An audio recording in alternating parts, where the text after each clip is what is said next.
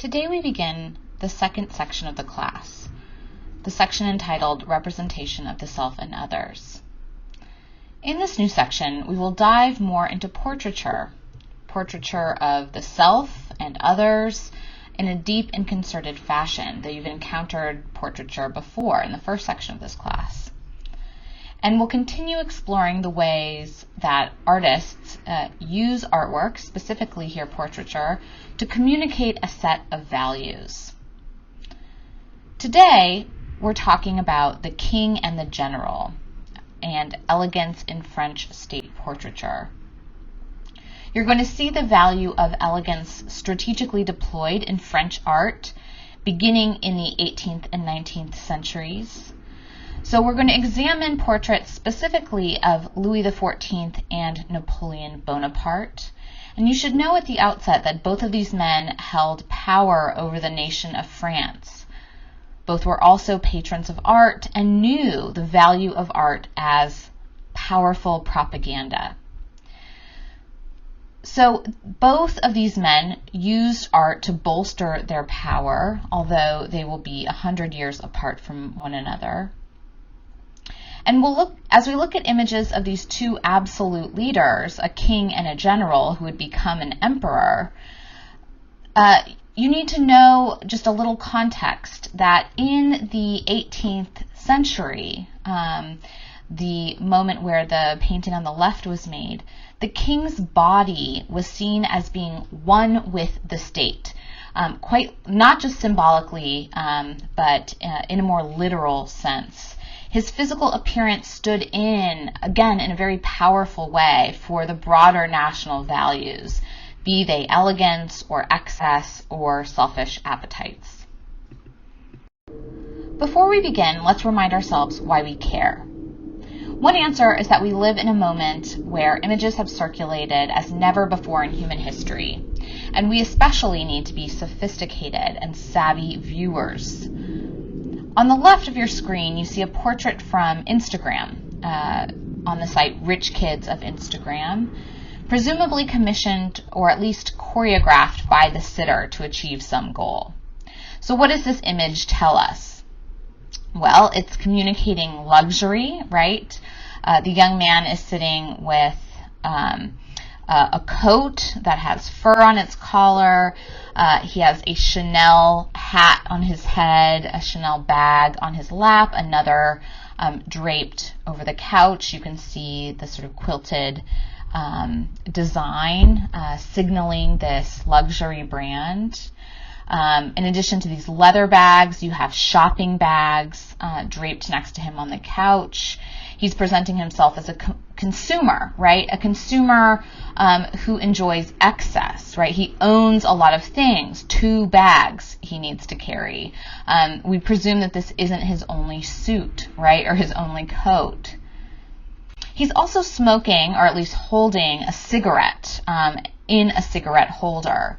The cigarette holder may be a piece of irony, a kind of throwback to an older moment that someone sophisticated and ironic would understand, the sitter would think. The cigarette itself also, because this is a contemporary portrait, is a sign of a young person flaunting convention, right? Going against the sort of norms established against smoking in the 21st century. He's also holding quite a casual pose, right? His face, we could say, is sort of disdainful. There's no tension or anxiety held there. He's not smiling. He's sitting in a pose that's carefully constructed to communicate ease, right? That he's just been caught, right, with his things, perhaps by a friend. And this sense of carefully constructed ease is something we're going to see coming from 18th and 19th century portraiture too. So we'll have some of the same tropes and strategies in portraiture really carried across time to great effect. So Portraiture is a genre of art, as all genres do, but that contains a real message, right? That can work as a piece of propaganda, as the sitter either stages themselves or an artist is representing, staging a sitter. There's values being communicated in very careful ways. So we can learn from some historical examples how some of these codes of visual rhetoric were created and used. On the right of your screen, you see a portrait of Louis XIV. This is a king that I'll introduce to you in some detail. And like our rich kid of Instagram, he's wearing his power casually. He's demonstrating his worth as well through materials. So both of these kind of key strategies of the rich kids of Instagram posts, we see already in this portrait from 1701. So these visual strategies really persist over time. So it's worth learning about them, identifying them, understanding the ideologies underlying many of the images we see every day. So we'll talk some more about this portrait of Louis XIV by Hyacinthe Rigaud. This is a painting from 1701. Perhaps my favorite artwork in the entire semester. So we'll get into it. This is a portrait from a period of time known as the Ancien Regime. I'll spell that on your screen, on France, or the Old Regime. A period of absolute monarchy in France before the turmoil of the French Revolution. Louis XIV, he was born in 1638 and lived until 1715, was one of France's most important monarchs in the ancient regime, in this time period. He was from a family, the Bourbon line, a very important royal family in France, and he had a very long reign. He ruled from 1643 to 1715, and was known as the Sun King. He styled himself as the Sun King, something we'll talk about a little bit more. So it may be tickling your brain that this is quite an early date, right? His succession to the throne took place in 1643 when Louis XIV was merely a child. And so he had, because of this early ascension to the throne, he actually had the longest lived reign of any king in France.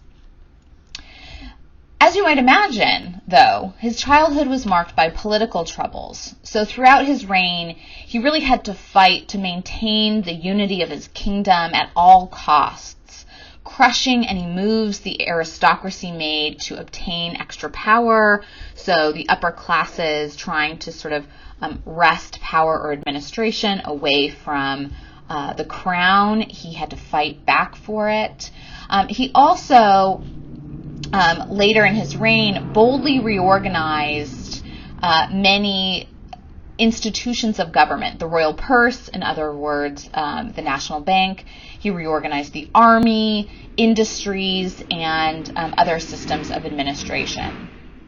And around 1701, the moment this portrait was commissioned, there was a contestation of his absolute power. So, in other words, people outside the court had problems with how much he was reorganizing these institutions and taking power away from administrators and sort of locating power in the hands of one man. And so this was a kind of politically fraught moment. And originally, Louis XIV commissioned this painting to give to the King of Spain as a kind of gift. This was a normal thing to do amongst monarchs. But he loved it so much, it was such a successful painting, he never sent it off. He had 4 more copies made, and one of those went to the King of Spain. But he thought that this was so incredible and successful and helpful that he ended up keeping it. And we can see this. We can see one of the reasons that Louis XIV loved this painting so much is that it's a quintessential image of absolute power. So what do we notice about Louis here? How he's presented, his setting, the way his body is arranged, the accessories in the rooms. We'll sort of break it down. Well, first, his setting. So if you look beyond Louis's right hand, you can see that it's set against a giant column, right? A classicizing column, a column like you might see from ancient Rome or Greece. So there's sort of antique or classical style architecture.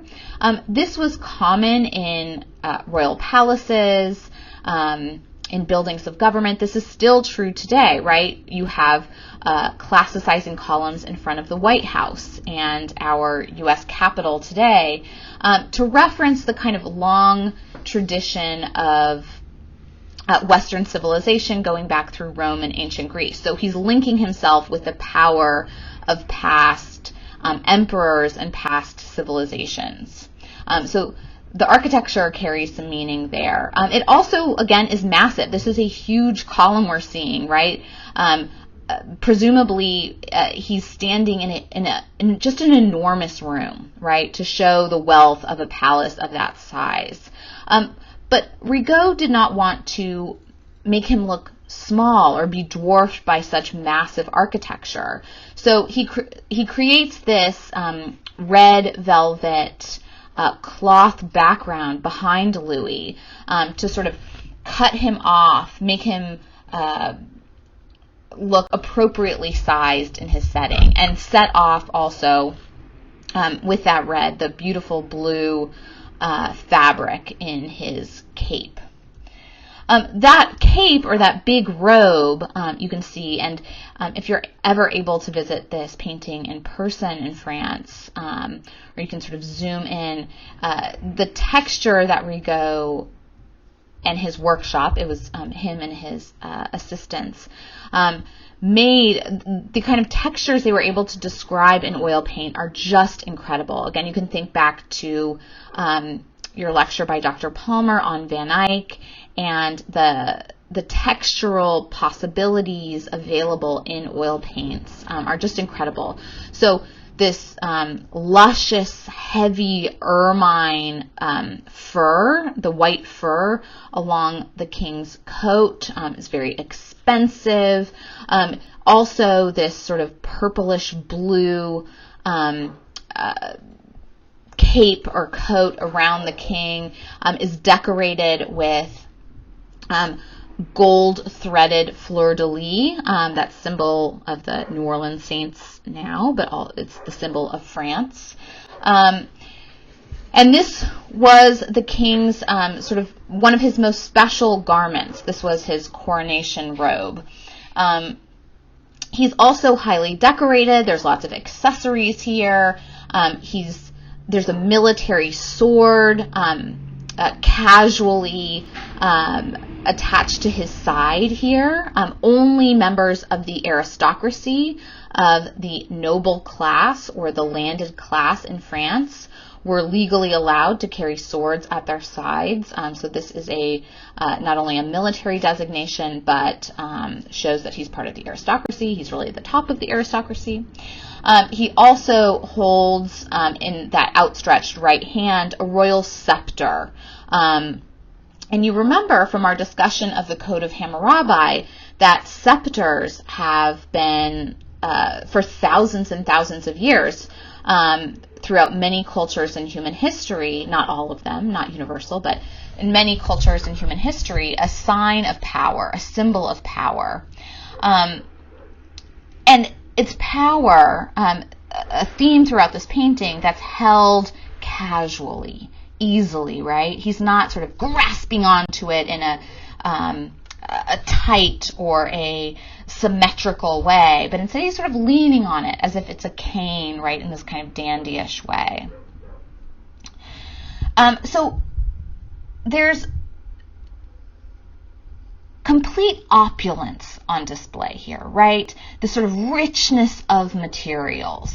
the gold crown just beyond the scepter, the ermine cape, the delicate lace at his throat, the gold velvet behind him. Even the fabric that he stands on is this sort of gold brocade. This is this incredibly delicately woven fabric. Again, in 1701, this would have been expensive and time-consuming to make a fabric like this. There was no such thing as mass-produced fabrics.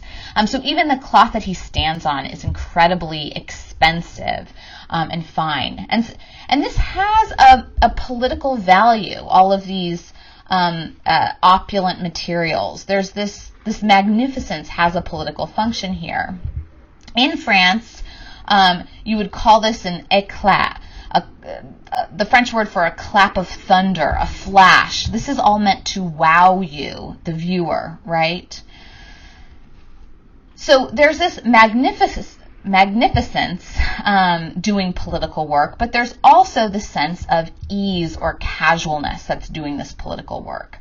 Again, the king's body is not rigid. It's vertical, he's standing, but it's not rigid. He's not seated, sort of, shoulders back on a throne, but instead he's standing in a kind of sideways casual pose. Usually in class, I make students stand up and take this pose, right, holding their arm out. This is meant to look like he doesn't care so much that his portrait is being taken. He's showing this gracious turn of his body, a 3/4 turn. So he has a sense of grandeur, but with an added sense of naturalism and ease. And part of this is emphasized, and this is a part of the painting I'm sure your eyes have been drawn to already, the king's legs, right? The king was in his 50s when this portrait was made, but he's shown as having these youthful, muscular ballet dancer's legs. Ballet was one of the king's hobbies. And so showing this ease, this grace, Rigaud strikes this really careful and successful balance between formality and informality here, right? You have all the accessories of monarchy. You have the crown, you have the scepter, but they're sort of casually arranged, right? He's leaning in this carefree way on that scepter, wearing his power with ease. And so here, Louis XIV sees this portrait as helping him centralize the power of the crown in himself.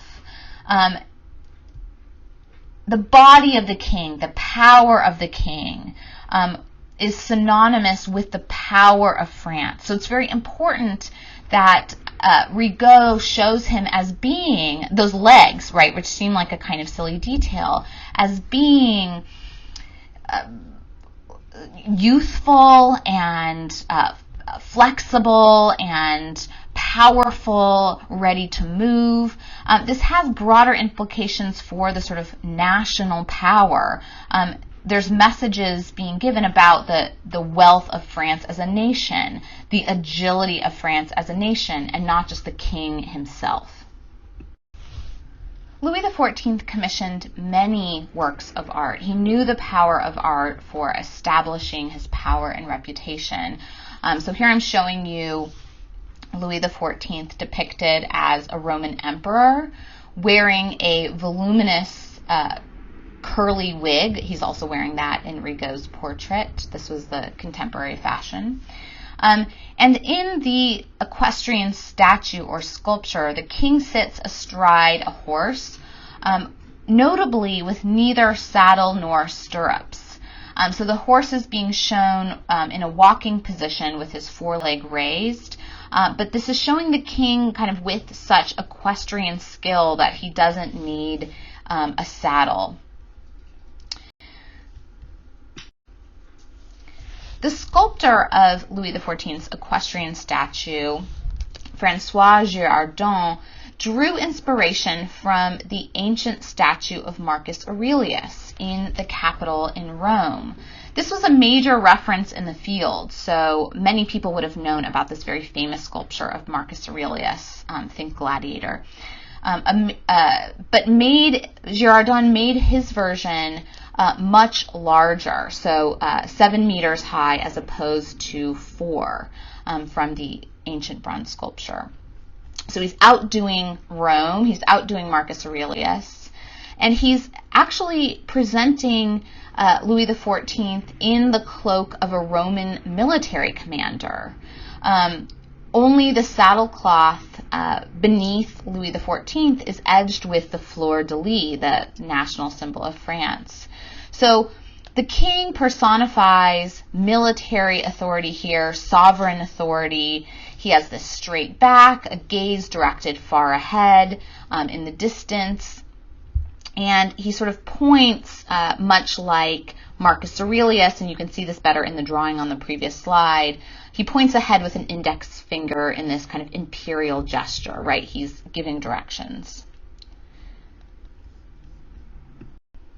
And I should say before we move on from Louis XIV for a moment, that this was also the king that commissioned, paid for, cared about the construction of the Palace of Versailles, this very famous French palace, which was where construction began in 1669. And I'm just showing you 2 images here of the palace from above and the incredible gardens to the right.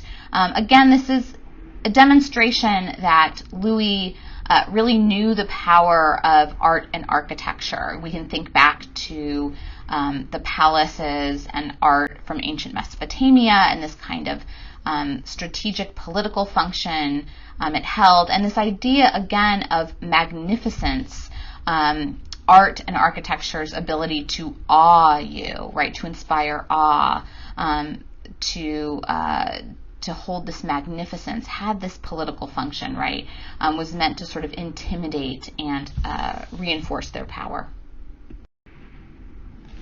Here you see another painting from a follower or a copyist of Hyacinthe Rigaud. This is a portrait of Louis XV. Louis XV was the great-grandson of Louis XIV. So, like Queen Elizabeth today, Louis XIV reigned for so long that his son was passed over, and he ended up his successor ended up being his great-grandson. Now, his great-grandson was not the person that was supposed to take the throne. He was sort of down the line a little bit. However, the king's heir, also called Louis, died, and then the following year, his grandson, the Duke of Bourgogne, and the older of his 2 children succumbed to smallpox in the winter of 1712. So Louis' sort of next 4 successors all died quite tragically, leaving the next in line this small child who was a son of the Duke, aged 2.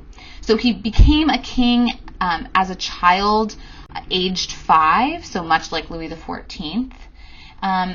And we see not only sort of history repeating itself, but Rigaud using some of the same strategies he used with Louis XIV here.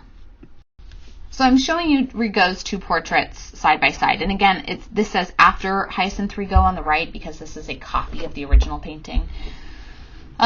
Rigaud shows the boy Louis XV in the same costume as the king he succeeded, right? The coronation costume with that blue ermine coat. So a lot of the accessories are the same. The costume is the same. In addition to the crown and sword and scepter and the fleur-de-lis, we have the so-called a scepter with terminating in an ivory hand. This is on the left side of the canvas, just below the kind of armrest of the throne here. A scepter with an ivory hand on it, the hand of justice.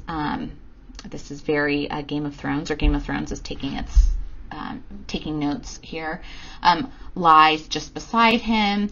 We have red drapery again, tassels on the floor, the kind of same gold brocade fabric is on the floor underneath Louis XV. So this is all intentional. Rigaud here is demonstrating a smooth succession from king to king, right? And this wasn't an obvious thing. This was to try to sort of pacify political turmoil, right? After all that smallpox drama and the death of the presumed heirs to the throne, this portrait was one way to make the populace feel like this succession was a secure and appropriate thing. So he's showing affinity from king to king, in part through the materials and portrait strategies here. And Louis XV would go on, like his great-grandfather, to rule France for quite a long time. He ruled for 58 years, and he was the second longest monarch in the history of France. And in a few weeks, we're going to step back. Next meeting, we're going to step back to look at Louis XV's mistress, Madame de Pompadour. So hold on for that. And she herself would become an important patron of the arts, and a woman who was savvy about using the visual arts to communicate ideologies of power. So we'll get to that next meeting. This is our last Louis, in more ways than one. Louis XV was succeeded by his grandson, Louis XVI, in 1774. And he was the king of France at a very different moment than the two men he succeeded from. We see some similar visual strategies in this portrait by Calais. Hyacinthe Rigaud is now dead, so we have a new artist here. And Calais is drawing on some of Rigaud's same strategies, but here we can see that tradition can be a very dangerous thing. It can leave one unable to be flexible or adaptable to new pressures and problems of their own moment. So you can see Calais, right, showing the legs of Louis XVI. He's leaning with ease on that scepter again. The crown is behind it. We have the hand of justice poking out behind the crown. He's in a classicizing setting, right? He's in front of this column, but with drapery in front of it. He's in his coronation robes. The throne is behind him. So there's, accessories and fabrics, the sense of magnificence that Calais is deploying here. But 1779 is a very different moment in the history of France and Europe, really generally, than 1701. During Louis XVI's reign, there saw the emergence of Enlightenment ideas. This is with a capital E, which challenged the legitimacy of monarchic rule or of rule by kings. There was also a series of recessions or economic downturns, which made people very unhappy with the leadership of Louis XVI. Louis married Marie Antoinette, the daughter of Empress Maria Theresa of Austria, in 1770 when she was only 14. We'll also talk about Marie Antoinette next meeting. And they lived a life of unparalleled luxury at Versailles, that palace that Louis XIV had built. But French finances fell into such confusion, into such a dark time during Louis XVI's reign, that in 1789, the General Estates had to be summoned and declared themselves a national assembly. In other words, politicians, people, representatives which didn't have much power before the 1780s kind of took power. They said the king is not governing wisely. The king is not helping us out of this economic recession, and the people declared power themselves. They wanted more share of the decision making, and this really initiated the French Revolution, the sort of famous French Revolution of 1789. Part of Enlightenment philosophy determined that people should be ruled by leaders chosen through merit, not bloodlines, right? That it shouldn't be accidents of smallpox, death, or birth into certain families that should determine who should rule countries. So Enlightenment thinkers like Locke and Hume, these were some of the thinkers that helped, of course, the United States, right, establish self-determination. And so these ideas were swirling around when people became so dissatisfied with Louis XVI. And Louis attempted to flee an increasingly violent France in 1791, but he was prevented from doing so, something you see in the caricature by a British artist on your screen. In August 1792, a Parisian mob stormed the king's palace in Paris and took the royal family as its prisoners. And you can see that as the king's absolute power and divine authority are being undermined by Enlightenment theories and popular dissatisfaction, his image is no longer sacred, right? His image is no longer elegant or inspiring a sort of magnificence. During the Revolution, not only was the king mocked in caricatures like this, but symbols of monarchy were pulled down and destroyed all over France. Considered a symbol of absolutism, Girardon's equestrian statue of Louis XIV was pulled down in August of 1792 during a moment of violent revolutionary protest, and actually melted down into bullets, although a smaller copy stands outside the Louvre Museum now. And here in this caricature, we see that the king's body is not just no longer a symbol of state anymore, but shows his sort of physical vulnerabilities, right, and physical flaws. He's not muscular. He's not capable of the kind of action that Rigaud led us to believe that Louis XIV was able to. And also, right, he's under threat. There's swords and bayonets being held against the king and his heir and his wife. And so the sort of deep symbolic holds that the monarchy had over the likeness of the king are really being threatened quite directly. The king was deposed, so his crown was taken away in September of 1792. He was subsequently tried and sentenced for treason and executed by guillotine in 1793. And you see this here in The Blood of the Murdered Crying for Vengeance, an etching, again by a British artist, James Gilray. So this idea that the king's body was synonymous and symbolic for the nation was part of the reason that revolutionaries believed that the king needed to be killed, that his head needed to be severed from his body, right? As the head of the man falls, the head of the country does too.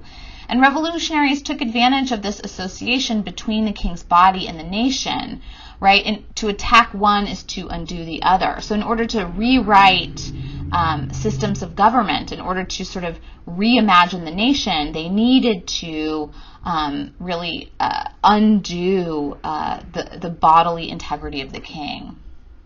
And after the king was beheaded, this notion of the divine right of kings that, again, we saw stretch back to the time of Hammurabi, right? Kings get their power from God.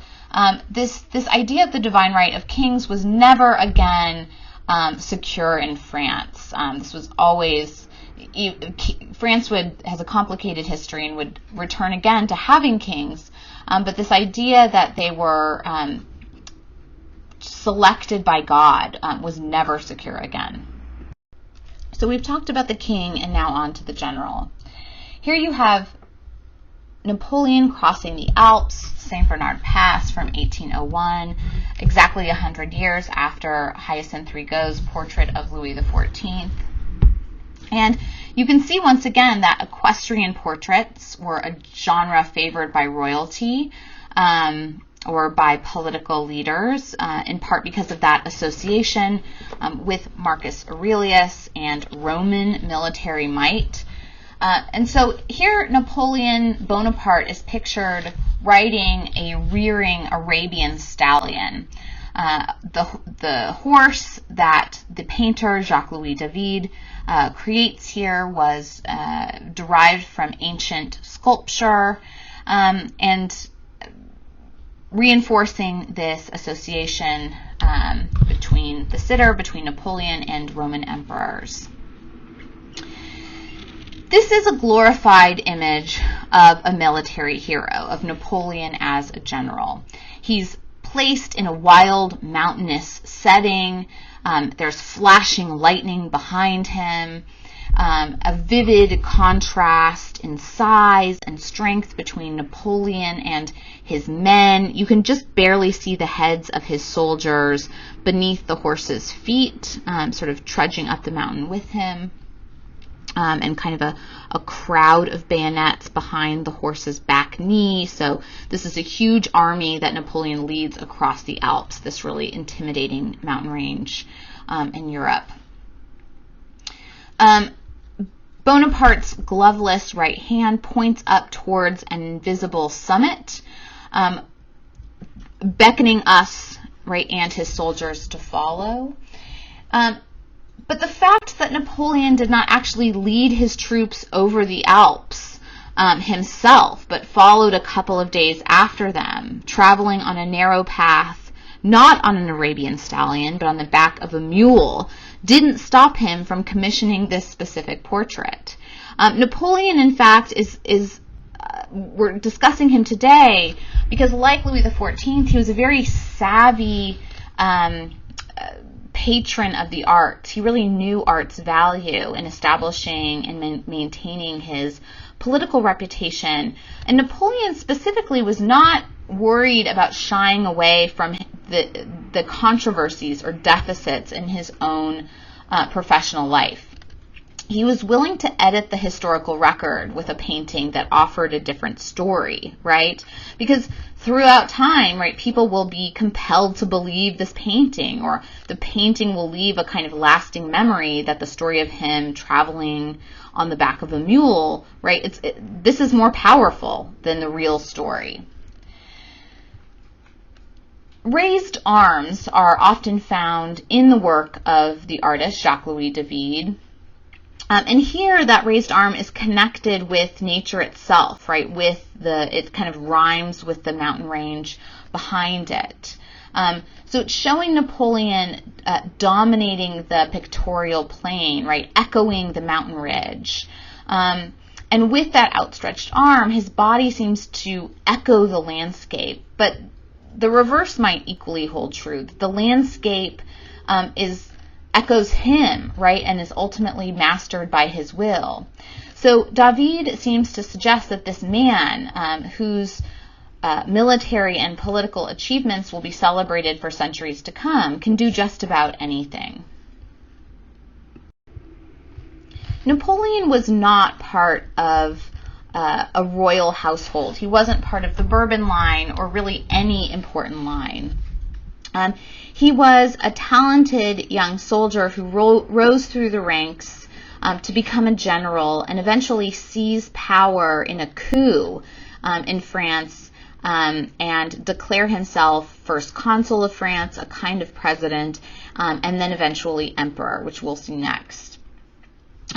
So his power came from his military prowess. Napoleon here, we see, this is a detail from the bottom of David's Napoleon Crossing the Alps painting. We see David scratching Napoleon's name, Bonaparte, into the rock along with Hannibal and another leader. Hannibal famously also led an army over the Alps with elephants. So Hannibal and Charlemagne were two other figures who led their troops over the Alps. So this was a big sort of military feat in Napoleon's career, and associated him with historic military leaders. David uses then the landscape to reinforce what he wishes to convey about his subject, that this is monumental, historical, right? Incredible, unusual. And Napoleon was obviously flattered by this portrait, a portrait in which the dynamism of a rearing horse, right, whose energy and power you can see magnified in his the horse's sort of passionate face and wild eye. So there's this balance of this energy and dynamism with a kind of stillness in Napoleon himself, right, in the body of Napoleon himself. He's surrounded by the swirling mustard fabric, right, but his uniform is spotless. His face is calm, right? He's this calm leader in the midst of chaos and dynamism. So this was a very successful portrait. Napoleon was flattered. He ordered 3 more versions of it to be painted. David produced a 5th, which stayed in his studio, acting as a kind of advertisement for what he was capable of, and reflecting the breadth of Napoleon's European conquest. So he was a general that ended up conquering Spain and Italy, large parts of Europe. This painting again sets into tension this kind of momentary vitality and the eternal qualities of a monument with that sort of stationary equestrian portrait. So there's this tension between stillness and stasis, and also action, right, and energy. So Napoleon's claim to power, the way that he attained power was through his military authority. And this is shown in David's painting as being both vital and also historical and permanent. Napoleon declared himself emperor in 1804 after seizing power in a coup d'etat. This, David's Coronation of Napoleon between 1805 and 1808, is a painting that grandly records Napoleon's coronation ceremony, which took place in 1804 in Notre Dame Cathedral in Paris. Napoleon was an early 19th century leader with an almost preternatural, a kind of 20th century understanding of how the cult of political personality and the sophisticated craft of shaping a public image really worked.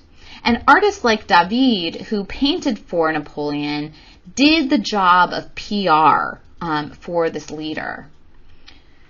Now, the whole event of the coronation, which was a carefully elaborated ceremony and has references to the past and the future. The ceremony took 5 hours and demanded several changes in costumes by the emperor. And the commission of its representation was a very delicate thing. David, the artist, had to be very diplomatic in his craft, as I'll explain. And he knew how to show Napoleon's legitimate claim to power, but also use discretion and kind of edit the record too. For instance, this is one of the sketches David made for this incredibly elaborate and again sort of politically touchy paintings.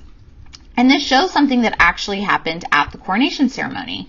You can see here that Napoleon, during the ceremony, actually coronated himself, right? Put the crown upon his own head. And here you can see in the sketch that the Pope, who had been drugged forcibly from Rome to attend the coronation, remember that Napoleon had taken over Italy as his political state of his.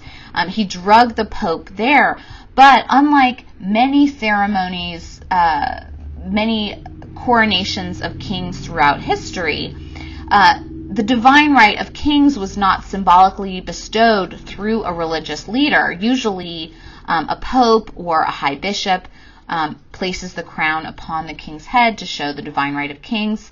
But in Napoleon's ceremony, he placed his own crown. He wouldn't give up the authority that he had seized, right, in his military coup to the Pope.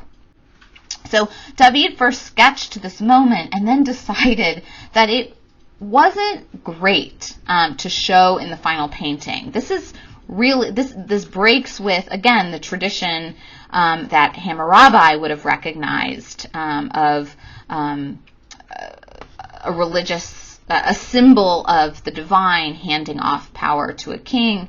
And so David, in his final painting, he actually started with this image, but painted it over and decided to show Napoleon instead crowning his wife, Josephine, who kneels before him on the stairs of the church.